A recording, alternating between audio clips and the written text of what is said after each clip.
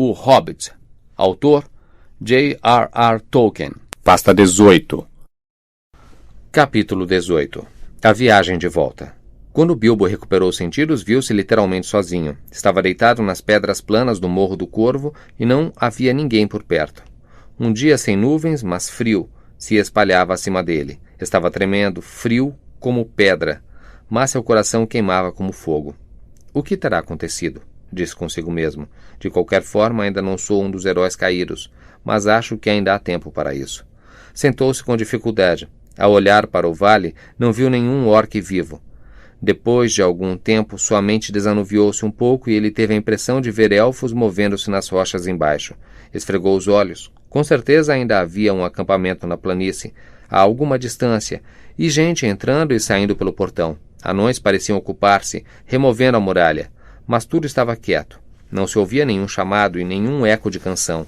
A tristeza parecia pairar no ar. Vitória? Afinal das contas, acho eu, disse ele, sentindo a cabeça dolorida. Bem, parece uma coisa muito melancólica.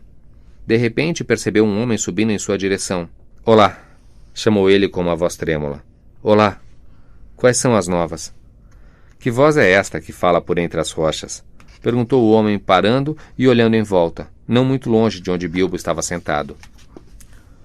Bilbo então lembrou-se do anel. Ora, ora, disse ele, esta invisibilidade afinal tem às vezes suas desvantagens. Não fosse assim, acho que poderia ter passado uma noite quente e confortável na cama. Sou eu, Bilbo Bolseiro, companheiro de Thorin, gritou ele, retirando apressadamente o anel. Que bom que o encontrei, disse o homem avançando a passos largos. Precisam de você e já o procuramos bastante.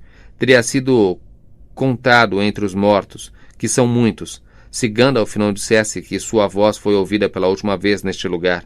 Fui enviado para procurar aqui pela última vez. Está muito machucado? Um golpe na cabeça, acho eu, disse Bilbo. Mas tenho um elmo e uma cabeça dura. Ainda assim, sinto enjoos e minhas pernas estão fracas. Vou carregá-lo até o acampamento no vale, disse o homem, erguendo-o com delicadeza. O homem era rápido e tinha passos firmes. Não demorou muito e Bilbo foi colocado diante de uma tenda em vale, e lá estava Gandalf com o braço numa tipóia. Nem mesmo o mago escapara sem um ferimento, e havia poucos ilesos em todo o exército. Quando Gandalf viu Bilbo, ficou muito feliz. Bolseiro! Exclamou ele. Nunca imaginei. Vivo, afinal de contas. Estou contente. Começava a me perguntar se mesmo a sua sorte não o teria abandonado. Uma coisa terrível e, por pouco, não acabou em desastre. Mas as outras novidades podem esperar. Venha, disse ele num tom mais grave. Você está sendo chamado, e indo à frente conduziu o hobbit para dentro da tenda. Salve, Thorin, disse ele ao entrar. Eu o trouxe. Ali realmente estava deitado Thorin, escudo de carvalho, cheio de ferimentos, a armadura rompida e o machado cheio de marcas jogados no chão. Ergueu os olhos quando Bilbo se aproximou. Adeus, meu bom ladrão, disse ele. Vou agora para os salões da espera, sentar-me ao lado de meus antepassados, até que o mundo seja renovado. Já que abandono agora todo o ouro e prata, e vou para onde eles têm pouco valor, desejo partir com a sua amizade, e retiro minhas palavras e ações junto ao portão. Bilbo ajoelhou-se cheio de tristeza. Adeus, rei sob a montanha, disse ele.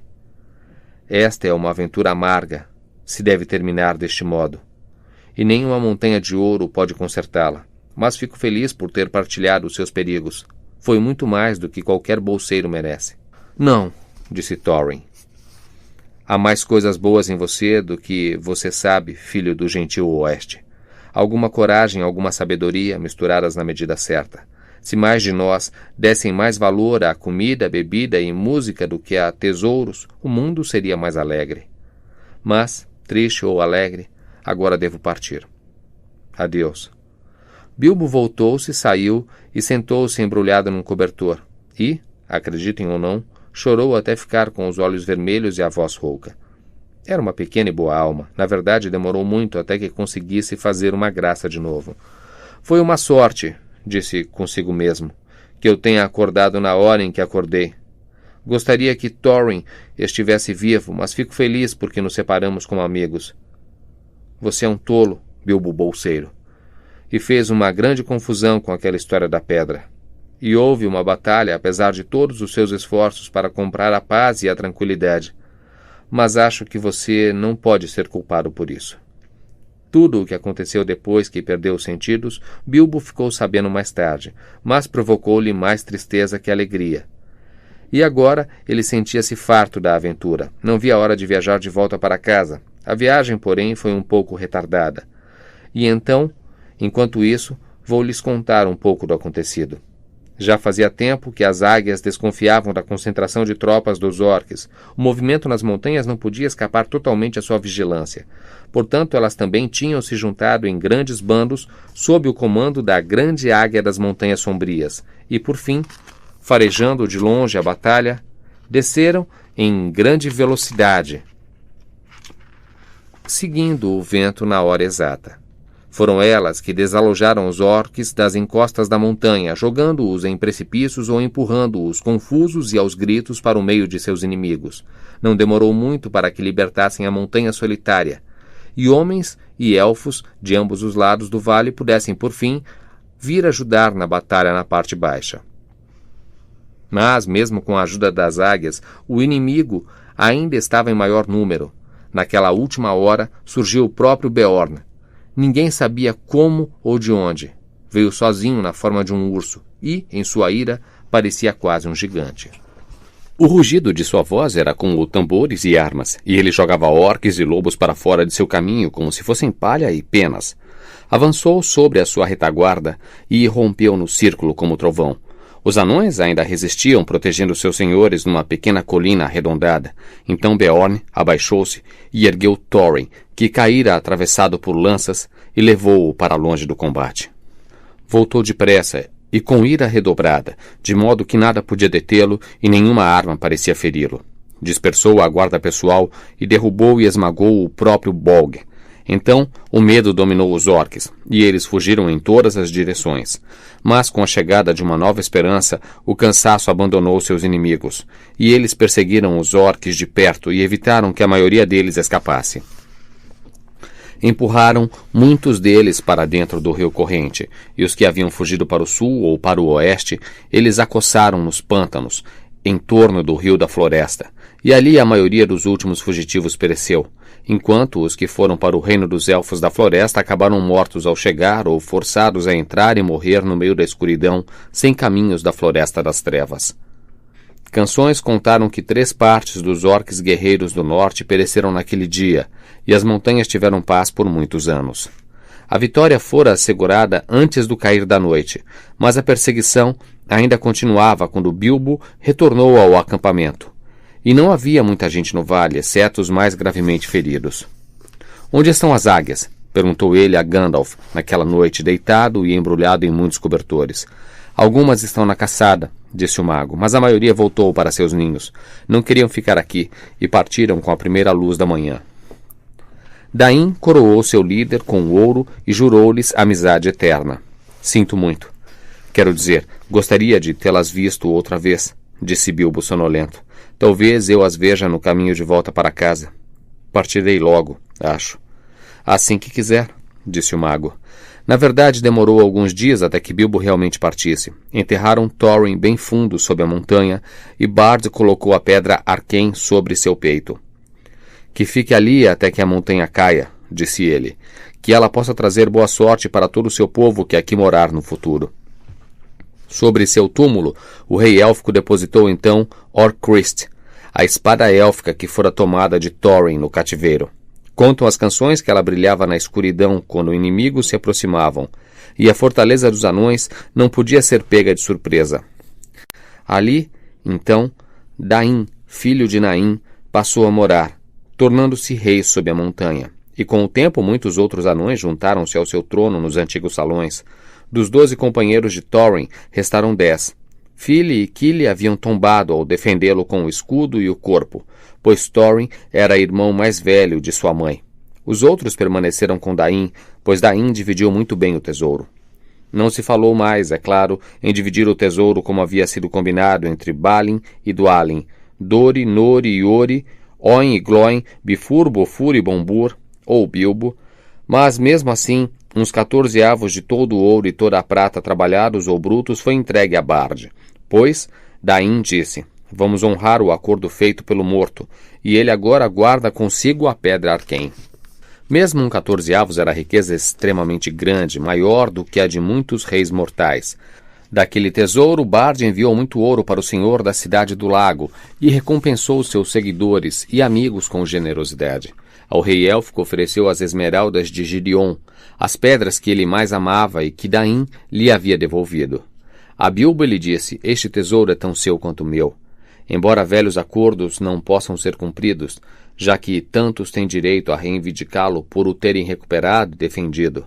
Mas embora você tenha se mostrado disposto a deixar de lado seus direitos, gostaria que as palavras de Thorin, das quais ele se arrependeu, não se cumprissem.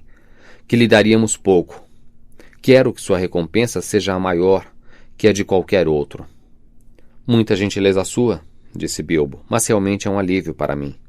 Como eu conseguiria levar todo esse tesouro para casa, sem guerra e matança ao longo de todo o caminho, não sei dizer.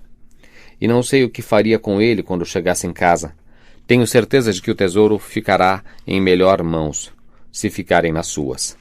No fim, acabou levando apenas 2 pequenas arcas, uma cheia de prata, a outra cheia de ouro, que um pequeno pônei poderia carregar.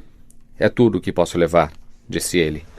Por fim chegou a hora de dizer adeus aos amigos. Adeus, Balin, disse ele, e adeus, Dwalin, e adeus, Dori, Nori, Ori, Oin, Gloin, Bifur, Bofur e Bombur. Que suas barbas nunca fiquem ralas. E virando-se para a montanha, acrescentou: adeus, Thorin, escudo de carvalho, e Fili e Kili. Que a lembrança de vocês nunca desapareça. Então os anões inclinaram-se diante do portão, mas as palavras ficaram presas em suas gargantas.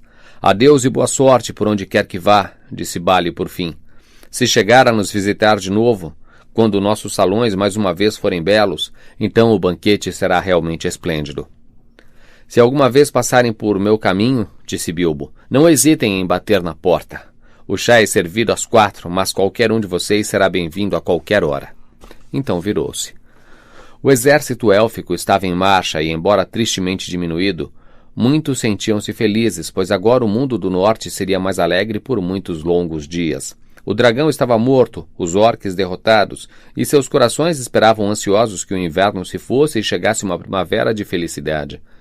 Gandalf e Bilbo cavalgavam atrás do rei élfico, e ao seu lado caminhava em largos passos Beorn, mais uma vez na forma de homem, e ele ria e cantava em voz alta na estrada. Assim, continuaram até aproximarem-se das fronteiras da Floresta das Trevas, ao norte de onde saía o Rio da Floresta. Então pararam, pois o mago e Bilbo não queriam entrar na floresta, embora o rei insistisse para que ficassem um pouco em seu palácio. Pretendiam seguir ao longo da borda da floresta, contornar a extremidade norte no ermo que ficava entre ela e o início das Montanhas Cinzentas. Era uma estrada longa e melancólica, mas agora que os orques estavam derrotados, parecia-lhes mais segura que as terríveis trilhas sob as árvores. Além disso, Beorn também estava indo naquela direção. Adeus, ó rei élfico, disse Gandalf, que a Floresta Verde seja alegre, enquanto o mundo ainda é jovem, e que alegre também seja todo o seu povo. Adeus, ó Gandalf, disse o rei, que você sempre apareça quando for mais necessário e menos esperado. Quanto mais vezes aparecer em meus salões, mais ficarei satisfeito. Peço-lhe, disse Bilbo gaguejando e sem muita coragem, que aceite este presente. E mostrou uma cota de malha de prata e pérolas, que Daim lhe dera ao se despedirem. O que fiz por merecer um presente como este, ó Hobbit? Perguntou o rei. Bem, eu pensei, não sabe, disse Bilbo bastante confuso, que um pequeno agradecimento pela sua hospitalidade. Quero dizer que mesmo um ladrão tem sentimentos. Bebi muito de seu vinho e comi muito de seu pão. Aceito o presente, ó Bilbo magnífico, disse o rei em tom grave. E nomeio-o amigo dos elfos, e abençoado, que sua sombra nunca diminua. Caso contrário, roubar ficaria fácil demais. Adeus. Então os elfos voltaram-se na direção da floresta e Bilbo partiu em sua longa estrada para casa. Bilbo passou por muitas dificuldades e aventuras até chegar em casa. O ermo ainda era o ermo, e naqueles dias havia muitas outras criaturas ali além de orques, mas ele foi bem guiado e bem protegido. O mago estava ao seu lado, e Beorn também, na maior parte do caminho, e não passou por mais nenhum grande perigo. De qualquer forma, quando chegou o solstício de inverno, Gandalf e Bilbo haviam percorrido todo o caminho de volta, ao longo das duas bordas da floresta, passando pelas portas da casa de Beorn. Ali os dois ficaram por um tempo. A época de Iule, naquela região, era alegre e quente, e homens vieram de lugares distantes para banquetearem a pedido de Beorn. Os orques das Montanhas Sombrias agora eram poucos e estavam apavorados, escondidos nos buracos mais profundos que podiam encontrar, e os wargs tinham desaparecido da floresta. Portanto, os homens viajavam sem medo. Na verdade, Beorn depois tornou-se um grande chefe daquela região, governando uma ampla extensão de terra entre as montanhas e a floresta.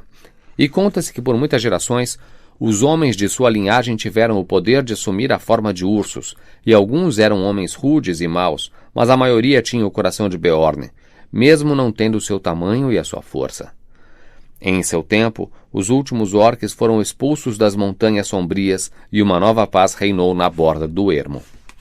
Era primavera, uma bela primavera com um tempo ameno e sol claro, quando Bilbo e Gandalf finalmente despediram-se de Beorn. E, embora sentisse saudades de casa, Bilbo lamentou ter de partir, pois as flores dos jardins de Beorn não eram menos maravilhosas na primavera que no auge do verão. Por fim, subiram pela longa estrada e atingiram exatamente a passagem onde os orques os haviam capturado antes. Mas chegaram de manhã, àquele ponto elevado, e olhando para trás viram um sol branco brilhando por sobre as extensas terras. Atrás estava a Floresta das Trevas, azul na distância e verde escura na extremidade mais próxima, mesmo na primavera. Lá, bem distante, estava a Montanha Solitária, na linha do horizonte. No seu pico mais alto, a neve ainda não derretida tinha um brilho pálido. Assim chega a neve depois do fogo, e mesmo os dragões chegam ao fim, disse Bilbo, dando as costas à sua aventura. A parte Tuck estava ficando muito cansada e a parte Bolseiro ficava a cada dia mais forte. Agora só queria estar em minha própria poltrona, disse ele.